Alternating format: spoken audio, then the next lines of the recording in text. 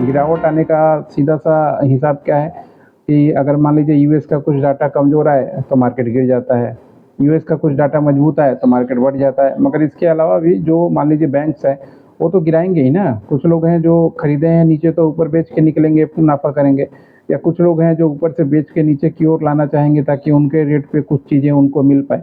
तो गिरना गिराना ये चलता ही रहेगा मार्केट में। अगर आप लंबा काम करना चाहते हैं तो मार्केट में आपको सीखना पड़ेगा कि लॉन्ग टर्म में किस तरीके से आप टिक पाएँ, क्योंकि वो ज़रूरी है। ये शॉर्ट टर्म गिरना या इससे अगर आप घबरा के बाहर निकल जाएंगे तो यही फ़ायदा है बड़े बड़े इन्वेस्टरों का और बड़े बड़े जो इंडस्ट्रीज़ हैं उनका। अगर मान लीजिए आप रिटेलर हैं, एक अच्छा पिकअप आपने पकड़ लिया, एक अच्छा मार्केट पकड़ लिया, एक अच्छा पॉइंट पे आपने शेयर पकड़ लिया, तो अगर आपको इतना डराया जाएगा या मार्केट को थोड़ा बहुत 5% 7% इतना हिलाया जाएगा या एक महीने वहीं पे रख दिया जाएगा, मार्केट हिलेगा नहीं, तो ये सब सिचुएशन तैयार किया जाता है बड़े बड़े इंस्टीट्यूशन के द्वारा। ये सिचुएशन होता है, तो ये सिचुएशन आपको फेस करना आना चाहिए, आपको घबराना नहीं है। अगर आपके पास एक्स्ट्रा पैसा है, जो पैसा आप मार्केट में लगा दिए वो घर का पैसा नहीं होना चाहिए, यानी खर्चे का पैसा नहीं होना चाहिए कि मंथली स्कूल फीस देना है या मान लीजिए बाकी काम करना है, रेंट देना है। अगर वो पैसा रहा तो आपको घबराहट होगी।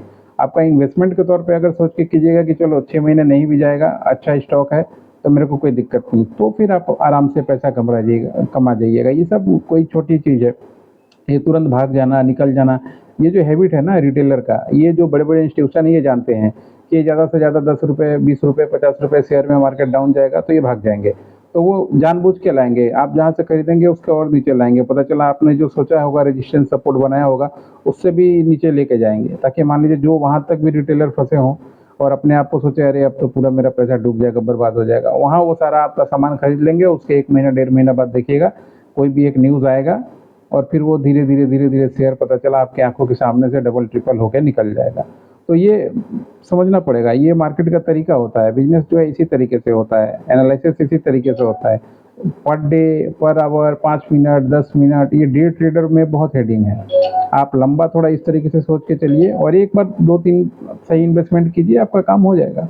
और टिके रहना, मेन है बड़ी कंपनी, अच्छी कंपनी में टिके रहना। उसमें अगर आप डिफ़ॉल्ट कर जाएँगे तो फिर मान लीजिए मुश्किल हो जाएगा। ये सिचुएशन ऐसे ही होता है मार्केट का और आपको इसी तरीके से हैंडल करना है ताकि मान लीजिए आप प्रॉफिटेबल रह पाएँ। रिटेलर का प्रॉफिटेबल रहने का यही तरीका है, दूसरा कोई तरीका नहीं। कम पूँजी में आप मार्केट नहीं हिला सकते। पूँजी उनके पास है, उनका सेंटिमेंट पकड़ के अगर चलेंगे तो